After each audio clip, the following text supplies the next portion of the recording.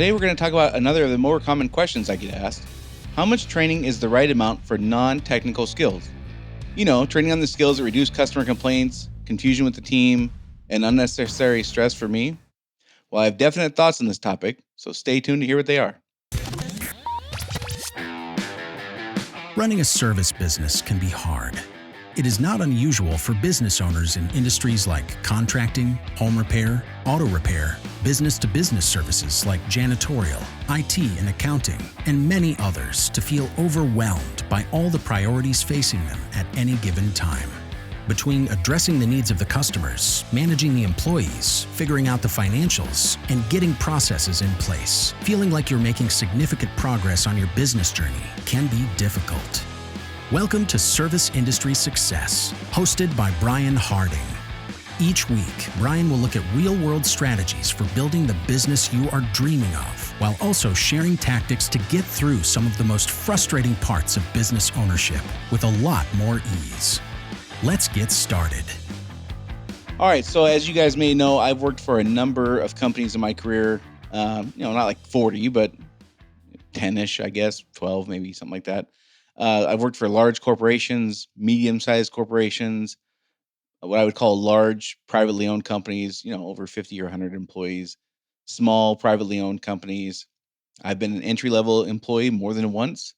I've been a medium-level employee as far as like seniority and capabilities and skills and that kind of thing. I've been a high-performing revenue-producing employee. I've been a low, middle, and high-level manager. And as a business owner, I've owned a small company with less than 10 employees and what I would call maybe a medium-sized company, 10 to 25, and maybe what you call a large company, more than 50 employees. And I've seen a number of training styles from people who were task-oriented, relationship-oriented, good managers, bad managers, great at articulating expectations, poor communicators, despised bosses, and love leaders. And here are some things I've learned and come to believe about training. And here's what I see both as a person in these companies and now as a person who helps people build their own companies and helps with their own training programs. Here's what I see people, what appears to me that they're doing when I first meet folks a lot of times. And it's this kind of training approach of what's the least amount of training that is required to be able to demand the highest performance. What's the least amount of training we can do to have a reasonable expectation we can expect people to perform at a high level? Or what's the least amount to get the best benefit? It's some kind of calculation like that. Or there's also this kind of hacky sack approach, which is, you can't let the ball hit the ground. And we just keep batting the ball up and we keep batting the problems up and we keep knocking them up and knocking them up as if a problem hit the ground, like customer complaints are going to happen and processes are going to fail and there's going to be all kinds of problems. We just keep this kind of hacky sack approach. Like every week we're going to talk about the same thing, just kind of keep it top of mind but we don't really solve a problem though. Like there's no through line in the training. There's no structure to it. There's not it's not proactive at all. It's completely reactive. It's just what did we screw up last week? We're going to talk about that. We're going to carve out time every week or every month to talk about things we did wrong last week. And that's what I mean with like a hacky sack style of training. It seems like most companies are attempting, and again, I'm talking going back, 30 years now for me. This has been consistent with all the companies I've worked at, companies I've owned, companies I've been a manager in, and now companies I work with. Like this, these are through lines. These are not like um, people now. Like this is a new phenomenon. Like this has been my entire experience, my whole career. It seems like people are just regularly trying to reactively prevent problems from reoccurring. We had a problem last week. We want to talk about it so we don't happen again, so it doesn't happen again. And then we don't talk about it again for 3 months, and then it happens again. Then we talk about the week after that. We try to keep these key topics like top of mind. We want to make sure employees don't forget, as if a short memory is for our employees is the root cause of most of our problems. Like if they just had a better memory, we wouldn't have to worry about this kind of stuff. As if that was the root cause of the problem. And I believe, memory is not likely. It's a factor for sure. I mean, people can only retain so much. You can't train 52 topics a week. There's no question about that. So if you're trying to that, then memory might be an issue. But if you have an employee who's been around for 5 years, memory is probably not the challenge. And to be clear here, I'm talking about non-technical training. I'm assuming for most people I work with, your employees are getting training OJT, or you have a technical training program. The stuff we're talking about today is, some people call them soft skills. I'm talking about things that the experiential stuff the customer goes through, not the technical stuff we do. I'm sure you mostly, have a training program in place that's well developed as far as technical training. But even if you don't, the stuff we're going to talk about today could apply. But when I'm talking about training today, I'm talking about non-technical training, meaning the experiential customer service, soft skills kind of stuff. So I can't tell you how many times I've experienced or even participated in shortening up training time in favor of more production time, i.e., more revenue producing time. This almost always seems to be the calculation. How much money in training is, or how much money is this costing us in lost revenue, lost production time in order to buy this training? That's almost always the calculation. And it reminds me this. I heard this story. This is one of those stories that we've all kind of heard a version of, probably. The version I'm going to tell is probably not the right version. You've probably heard a similar but different version. But it's the point is what matters. And it's the way I heard it was there was like a high level executive at a good sized company that they were talking about training, and he said we need to spend X amount of dollars, X amount of hours, whatever it is training. It was a significant amount, and like a VP or something like that said, what if we spend all this time and money in training these people and they leave? And the CEO says, what if we don't train them and they stay? And I heard that when I was, I don't know, 25 or something like that. And it really stuck with me because at that time I was working at a company that did monthly training, mostly around safety stuff, and had a pattern of just having expectations that people just knew things just because they were adult human beings. Like that was what was required to know this stuff. And once people were taught things and educated about stuff, like by and large, they did it. Were there exceptions? Yes. But by and large, people, once they knew the criteria to make decisions, once they knew what the customer wanted, once they knew how the customer assessed our performance and how to do quote unquote a good job, they did it by and large. But starting even back then, and then again through a number of different experiences, I've worked for companies where they just pull up and they short circuit the training before it gets going. And I guess you could make an argument for shortcutting training if you prioritize control and money over freedom and time. So if you're the kind of business owner who says, I want to have control of things, I don't really want to have more than 3 or 4 employees, I want to have ultimate control. And I don't mean you would say this out loud. You'd probably be saying it subconsciously or even consciously, but you probably wouldn't speak these words. And I want to have the money more than I want to have the time. And I want to have the control more than I want to have the freedom. If you're in that mindset, then I guess you could pull up on the training some, and because you want to have all the decision making ability and you want to have the money and not train people and not have a leadership team in place, you are committing to like being married to this business and kind of having it own you in a sense where if you leave, the business stops. If that's your modality, fine. Then you won't agree with a lot of what I'm going to say today. If, however, you prioritize freedom and time over control and money, or at least you have your time and money as being equal, like, yeah, I want to make some money, but I want the time to go enjoy it. Like, money is useless if you can't have the time to enjoy it. Then you have to have people who can make solid decisions. You have to trust their decision making. We talked a lot about that on here. And this is where the training piece comes up. Well, how much is the quote unquote right amount of time to spend on training? So, if you would rather have a team that can make decisions you can trust, you can focus on other things like growing the company, developing a leadership team, traveling or pursuing your hobbies, or just enjoying your life, taking a 4-day weekend whenever you want, taking a 2-week vacation if you want. If you want those kinds of things, I recommend a different approach. And I don't look at it like this kind of not I don't look at this now. I've done the thing where I've done the reactive training. I've done the reactive hacky sack style, the hey, we screwed this up last week. We make sure we don't do that again. And there's probably always an element of that. There's always an element of, hey, we had a major customer complaint last week. Here's how it came about. Let's not do that again. I'm not suggesting we stop doing that stuff. Of course, those things are going to happen.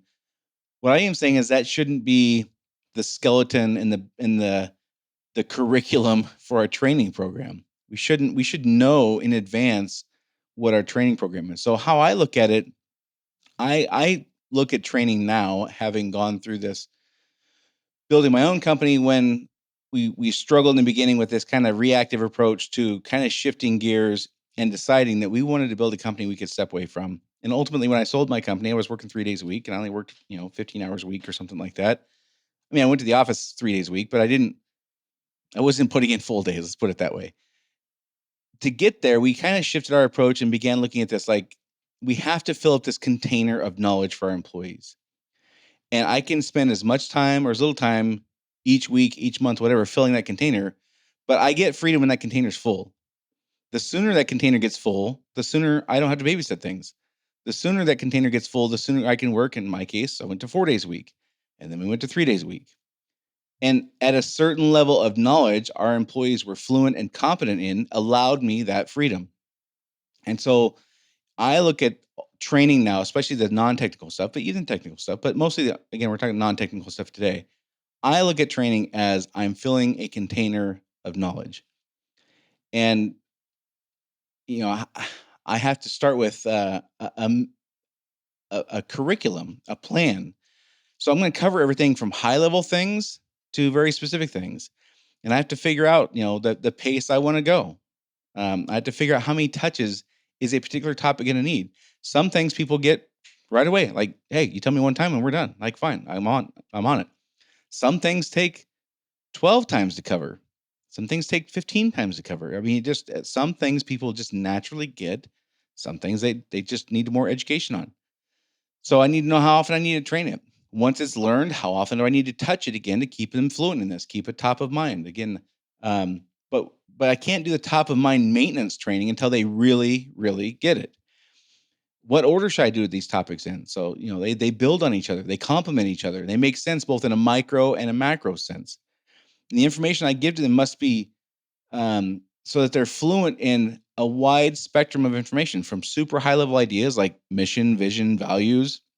What are we building? What's our purpose? What hole is left in our industry if we weren't here anymore? What are the values, the rules we're going to use to make decisions about how we operate and the behaviors we display and allow and all that kind of stuff? Those high level ideas to mid level concepts like who's our customer? Why should they buy from us instead of brand X? Besides the same things we all say like price, warranty, experience, workmanship and quality, customer service. Again, all the things our competitors say. Besides those things that we are all saying we're great at, why should they buy from us instead of brand X? That would be kind of a mid-level thing. And all the way down to details, specific procedures we're going to follow, specific systems we have in place, specific, we don't deviate this under any circumstances, or if we do, we call the boss kind of things. We have to have this whole breadth of knowledge that we have to develop. And again, for me, I look at it like this, like a big bucket. Like the bottom layer of the bucket is the high level stuff, and I work it all the way up to the top, which is the super specific detailed stuff. And of course, there's going to be things that are super high risk or high liability or super critical to customer experience where I might have to cover some processes and procedures way earlier. Fine, I get all that. But my point is there has to be a plan. It's got to be a proactive approach. And for me, shifting from this kind of reactive, hacky sack, firefighting, here's what we screwed up last week kind of style to once they know these things, I don't have to be here. I can be managing the business from the Caribbean. I can literally be on vacation, and as long as I have internet, if I want, I can manage the business. Or I might just take 2 weeks off and not be in touch with the business. Once they have that level of knowledge, all those things are on the table. But gaining that level of knowledge takes, objective, proactive, by design training where we have to know here's the things we're going to teach, here's the order we're going to teach them in, and here's how long it's going to take us to learn or to educate our folks on these things. In all cases, no matter the type of company or quality of the manager delivering the message, the amount of training, in my experience, trumps just about any other predictive indicator of overall performance. So it's a fancy way of saying, in my experience, the companies who invested the most time in training had the better trained employees. The companies who spent less time had weaker trained employees. The employees just didn't know as much. And I mean this sincerely. Like I've worked for companies where the person doing the training wasn't awesome at it, but the company invested a lot of time, and so the employees were better trained. And I've worked for companies where the people doing the training were awesome. They were absolutely top notch, but they shortcutted the time to save some dollars on revenue, and the people as a result were not trained as well. So, do we need to have training that actually educates and teaches? Of course. But I would say just having better than average training for twice as long as, what you might call amazing training in my opinion, would produce probably better results. Just the conversations that employees have about a topic when they're not rushed are remarkable and so beneficial. If they're just not rushed and they can ask like legit questions. One of the things we talk about a lot on here is our kind of rapid fire training. We run in and we say, here, we're going to talk about this thing for 6 minutes because that's why I've allotted myself on the calendar today. We got 14 things we got to hit in the agenda and I got 6 minutes to cover this and bop, bop, bop, bop, bop, bop, bop, fast fire. Any questions? And everybody can feel that you're in a hurry. They're not going to ask questions then. They're probably reluctant before, but now they know you're in a big hurry and they're like slowing things down and keeping the deadline from being met and maybe skipping something fun that they want to do it later on in the meeting by asking questions. They're just not going to do that. So just cutting out those opportunities for them to ask questions and the conversations that employees have when we give them time and say, hey, what do you guys think about this? Do you understand this? Tell me how you think this applies. Show me, tell me, explain to me how you think this works in your day-to-day stuff. Tell me why you think this stuff matters. Those conversations, I think, are so critical and way more important or weighted heavier than the person who's delivering the message ability to be a great orator or to articulator or trainer. We just have to have time. And so when I talk about time with folks, again, for me, it's not a matter of the minimum amount I can do to get the best performance. For me, it's I need to teach all these things. And there's a whole bunch of them. Again, from high level things like what's our purpose? What are we trying to build? Where are we going? I always use this analogy. If I called somebody and said, hey, I need a favor, I need you to go on a little road trip with me, the first thing they're going to ask is, where are we going? How long are we going to be gone? Like these are natural human things. We know these things. So these are the kind of things we need to tell our folks right away. Like, where are we going? What are we trying to build? What's our purpose? Why are we here? Why is this company here? What holes left? Those high level things, all the way down to the super detailed. Here's a specific procedure. Here's where you find it. Here's why you don't deviate, blah, blah, blah. All those things take a lot of time. And so if I'm going to only do those things 15 minutes a week because 45 minutes of my 1 hour meeting is crammed full of all the things we screwed up last week, I'm going to carve out 15 minutes to do these other fill the bucket, fill the container type training things so I can have freedom. Well, it's going to take me a long time to get that freedom. Or we could say, let's spend a couple hours a week and do it. And I know there's people listening going, a couple hours, that's crazy. Well, that's how I did it. We committed a couple hours a week. From the time we had, maybe 8 employees, 6 employees, 2 hours a week, at least, sometimes more, sometimes 3, 4 hours a week, depending on what was going on. And that's why I was able to work 4 days a week after only a few years. And that's why I was able to work 3 days a week after only a few years. And the other thing I would just recommend considering is if you only spend 1 hour a week training each employee, that's only 2% of the total hours they work for the whole year. So for me, like that's like a minimum. Like I'm going to spend 2% of your overall time in training for you to learn how to do this job. I'm going to have high expectations you perform well. If I do less than 2% training, it's hard for me to look at myself in the mirror and go, yeah, that's adequate. I should be able to have this high level of expectation that they do this really well. So again, I'm not saying you have to have that. I'm just saying that's kind of my threshold. And I know another other thing people are going to be asking is like, well, wait a second, what about technical training? If we're spending 2 hours a week on this non-technical stuff, what about the technical stuff? Again, it's kind of the same thing for me. Like there's a volume of information, there's an encyclopedia's worth of information they need to learn for me to be able to have freedom to go do other things. Whether those things are work related or not, I can't trust their decision making until they have learned this encyclopedia of information. The pace I want to teach it is up to me.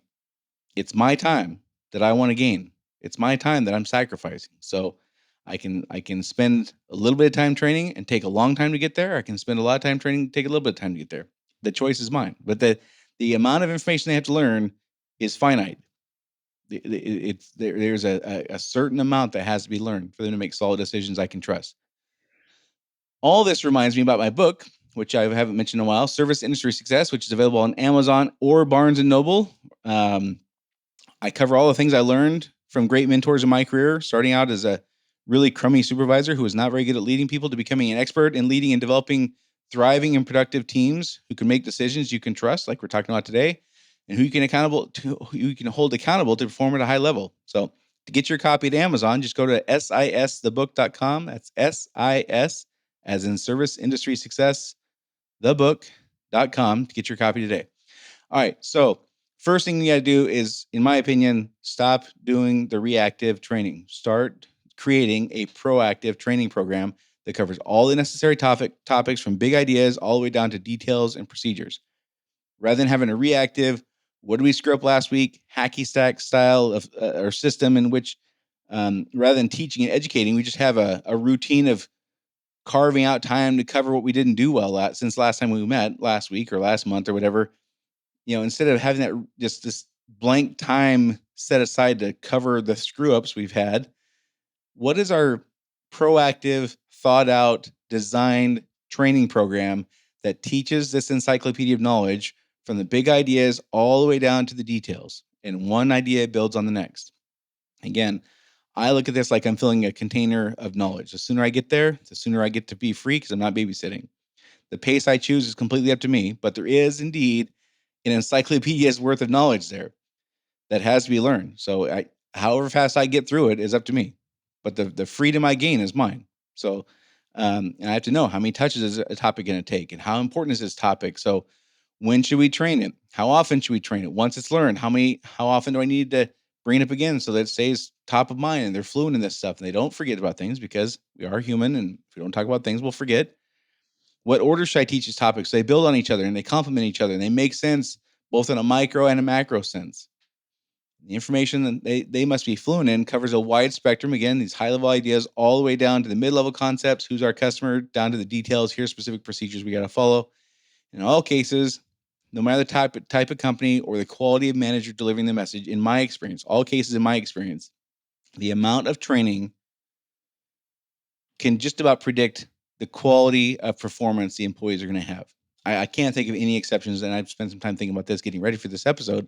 I can't think of any exceptions to this. I've had people who are great trainers who didn't spend time doing it, and they had people who were not prepared to make good decisions. I've had people who were kind of clumsy and clunky in doing it, but they committed to it, and their people were really well trained, and everything in between. So, yes, we have to have quality training that I would argue you'd have to have this stuff thought out. You can't just like show up with a topic and say, hey, what do we think about this today? We have to have this stuff thought out, of course. Um, but having better than average training for twice as long, in my opinion, would be better than having amazing training for half as long. Again, just those conversations employees have about a topic when they're not rushed are absolutely remarkable and beneficial. And again, for me, that 2% rule. If I'm going to spend less than an hour a week training somebody, that's less than 2% of the hours they work in a year. I have a hard time looking at myself and saying it's reasonable for me to have an expectation that they perform at a high level. All right. Don't forget to go to sisthebook.com to get your copy of Service Industry Success today. And if you haven't had a chance yet, pretty please with sugar on top, could you subscribe? It takes like 2 seconds. Hit that subscribe button. I've had a couple of folks reach out to me and say, hey, what's the subscribe button you're talking about? It might say follow. There might be a different word, but basically it's just how you get notified when a new podcast comes out. They come out every Tuesday morning. So if you're not getting them, look for that button that says subscribe or follow or something like that. Also, share this podcast with a friend or colleague who's a business owner in a service industry. That's how we grow this thing, is just like passing around, texting, emailing. If you're talking to a friend over a beer or something like that, hey, I heard this podcast, send it to them on their phone. It's super easy. Really appreciate all the folks who've been doing that. And if you haven't had a chance yet, give us a rating review. Those are the things we got to do to grow the podcast. And we're just on a mission to help as many business owners as possible. I really believe we're going to be coming into an economic time that's not going to be as fun as we've experienced for the last few years. So there's tons of business owners who could use some help and don't know where to start with these kinds of things we talk about. So please share it with them. Hope for them to have a free resource from somebody who's been there. That's the whole point of this thing. So that's all for this week, and I'll see you all next week.